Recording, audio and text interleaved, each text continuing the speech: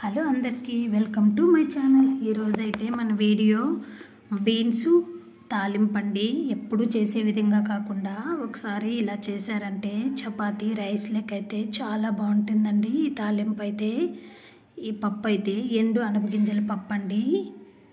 ఒక 80 గ్రామ్స్ వరకు తీసుకున్నాను. వీటిని అయితే శుభ్రంగా 2 సార్లు అయితే కడిగి తీసుకోవాలి. తర్వాత వాటర్ని వేసుకొని అయితే ఒక అర్ధ గంట అయితే నానబెట్టుకోవాలండి. ఈ పప్పు ఉడకడానికి కొంచెం టైం ఎక్కువ తీసుకుంటుంది కాబట్టి ఈ విధంగా నానబెట్టుకున్నామంటే తొందరగా ఉడికిపోతుంది. ఇప్పుడైతే ఒక 1/4 కేజీ బీన్స్ని అయితే సన్నగా కట్ చేసి తీసుకోవాలి. బీన్స్ని కూడా 1కి 2 సార్లు కడిగిన తర్వాత మనం నానబెట్టుకున్నటువంటి పప్పులోకి అయితే వేసుకోవాలి. ఈ విధంగా వేసుకున్న తర్వాత రుచికి తగ్గ ఉప్పు వేసి కొన్ని అయితే వాటర్ని వేసుకొని ఒక 3 విజిల్స్ అయితే పెట్టి ఉడికించుకోవాలి. 3 విజిల్స్ వచ్చిందంటే పప్పు అయితే బాగా ఉడికిపోతుందండి. ఇప్పుడు తాలింపు కోసం స్టవ్ ఆన్ చేసుకొని ఒక కడాయి పెట్టుకొని పల్లీలు అయితే వేయించుకోవాలి. అందులోనికి ఒక 5-6 ఎండుమిర్చీలు కూడా వేసి బాగా పల్లీలను అయితే వేయించుకోవాలి. చివరగా కొంచెం జీలకర్ర కూడా వేసి మరొకసారి కలుపుకొని అయితే స్టవ్ ఆఫ్ చేసుకోవాలి. పల్లీలు అయితే బాగా చల్లారిన తర్వాత ఒక వెల్లుల్లిని అయితే పొట్టు తీసుకొని అయితే వేసుకోవాలండి. వెల్లుల్లి రెబ్బలను ఈ విధంగా వేసుకున్న తర్వాత ఒక మిక్సీ జార్లోకి వేసుకొని అయితే కోర్స్గా అయితే పొడగొట్టుకోవాలి.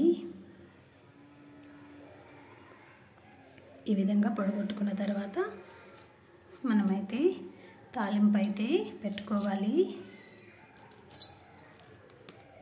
పప్పు అయితే బాగా ఉడికిపోయిందో లేదో ఒకసారి చూద్దామండి. చూసారా, పప్పు అయితే బాగా మెత్తగా అయితే ఉడికిపోయింది. బీన్స్ కూడా మెత్తగా ఉడికిపోయినాయండి. ఇప్పుడు ఇందులోని వాటర్ని అయితే పంపేసుకోవాలి. ఈ వాటర్తో అయితే చింతచారు చేసుకున్నామంటే చాలా బాగుంటుందండి. నేనైతే ఎప్పుడు అలాగే చేస్తాను. ఇప్పుడైతే స్టవ్ ఆన్ చేసుకొని ఒక పెనం అయితే పెట్టుకొని ఒక 2 టేబుల్ స్పూన్ల వరకు ఆయిల్ వేసుకోవాలి. ఆయిల్ వేడెక్కిన తర్వాత కొన్ని ఆవాలు వేసుకొని సన్నగా కట్ చేసుకున్నటువంటి ఒక ఉల్లిపాయను అయితే వేసుకోవాలి. కొన్ని కరివేపాకు రెబ్బలు వేసుకొని ఉల్లిపాయలు అయితే కొంచెం కలర్ చేంజ్ అయిన తర్వాత మనం ఉడికించుకున్నటువంటి బీన్స్ తాలింపుని అయితే వేసుకోవాలి.